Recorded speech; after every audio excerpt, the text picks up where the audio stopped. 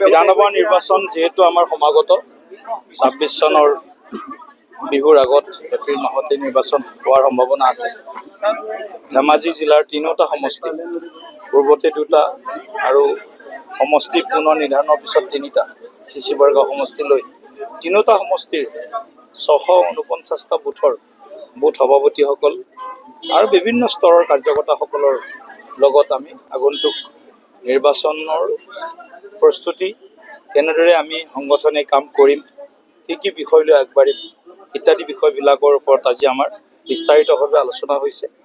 আমাৰ সাংসদ ডাঙৰীয়া, আমাৰ দুটা সমষ্টিৰ বিধায়ক শ্ৰদ্ধাৰ ডাক্তৰ অনুজ পেগু, পৱন পেগু ডাঙৰীয়া প্ৰমুখ কৰি আমাৰ ৰাষ্ট্ৰীয় সম্পাদক কামাখ্যা তাছা, আমাৰ ৰাষ্ট্ৰীয় সাধাৰণ সম্পাদক আমাৰ অনুপ বৰ্মন ডাঙৰীয়া, ৰাজ্যিক সাধাৰণ সম্পাদক সকলো আজি উপস্থিত আছে। আমাৰ জিলা সভাপতি ৰূপা কামন বাইদেউৰ নেতৃত্বত হৈছে। গতিকে সকলোৱে আজি সংকল্প লৈছে ২৬ৰ তিনিওটা বিধানসভা সমষ্টিত ভাৰতীয় জনতা পাৰ্টি NDA নিশ্চিতভাৱে প্ৰচণ্ড বহুমত লাভ কৰাৰ কাৰণে ৰাইজৰ আশীৰ্বাদ বিচাৰি ৰাইজৰ পদূলিলৈ যাব।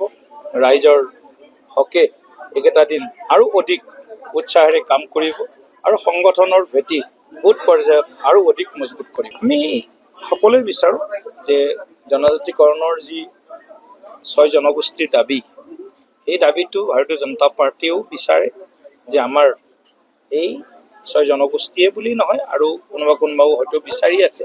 গতিকে জনজাতিকৰণৰ বিষয়টো নিশ্চিতভাৱে এটা সমাধানৰ দিশত যাব লাগে আৰু ভাৰতীয় জনতা পাৰ্টিয়ে বিচাৰে নৈতিক সমৰ্থন কৰাৰ লগতে আমাৰ দলেও এই ক্ষেত্ৰত আগন্তুক সময়তো চৰকাৰৰ ফালৰ পৰা বিশেষ এটা উদ্যোগ গ্ৰহণ কৰিব বুলি অসম চৰকাৰৰ মাননীয় মুখ্যমন্ত্ৰী হিমন্ত বিশ্ব শৰ্মা ডাঙৰীয়াই ঘোষণা কৰিছে। ২৫ নৱেম্বৰত মন্ত্ৰী গোটৰ প্ৰতিবেদন কেন্দ্ৰলৈ পঠিয়াব। গতিকে নিশ্চিতভাৱে এই প্ৰতিবেদনখন গুৰুত্বপূৰ্ণ হ'ব আমাৰ ফালৰ পৰা আমাৰ চৰকাৰৰ কৰিব লগা দিশ সন্দৰ্ভত। আৰু যি আন্দোলন চলি আছে আমি দেখিছোঁ যে আন্দোলন ইয়াকতো আমি অন্যায়ভাৱে কোনোবাই আন্দোলন কৰিছে এইটোতো ক'ব নোৱাৰোঁ।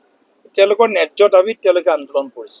গতিকে ভাৰতীয় জনতা পাৰ্টিয়ে শান্তিপূৰ্ণ এই আন্দোলনক কেতিয়াও বিৰোধ কৰা নাই। খালি এই কথাটোৱে সকলোৱে মনত ৰাখিব লাগে যে আন্দোলন কৰোঁতে যাতে শান্তিপূৰ্ণ আন্দোলন হয়, এই কথাটো যাতে কোনো পৰিস্থিতি নিয়ন্ত্ৰণৰ বাহিৰলৈ নাযায়, এই কথাটো সেই সংগঠন বা আমি চৰকাৰ জনতা সকলোৱে এই কথাখিনি মানে দাবী কৰোঁতে বা দাবী কৰাৰ সময়ত যে আন্দোলন হ'ব, আন্দোলনত যাতে পৰিস্থিতি শান্ত হৈ থাকে এই কথাটোত সকলোৱে গুৰুত্ব ৰাখিব লাগে। ধেমাজি সমষ্টি ধেমাজি জিলাৰ 3টা সমষ্টিক লৈ কি পৰিকল্পনা কি আছে? ক'লে এই কথাটো যে তিনিওটা সমষ্টিত ভাৰতীয় জনতা পাৰ্টি NDAৰ প্ৰতিনিধি নিৰ্বাচিত কৰাৰ কাৰণে আমি যিমান পাৰোঁ সিমান কষ্ট ত্যাগ আমাৰ দলৰ কাৰ্যকৰ্তাসকলে কৰিব। কাৰণ ২৬ত তৃতীয়টো কাৰ্যকালৰ বাবে ভাৰতীয় জনতা পাৰ্টি NDA চৰকাৰ অসমত আমি প্ৰতিষ্ঠা কৰিবই লাগিব। আৰু বিজেপি চৰকাৰ যদি অসমত প্ৰতিষ্ঠা নহয় তেনেহ'লে বিজেপিৰ কি লাভ কি লছ সেইটো বেলেগ কথা।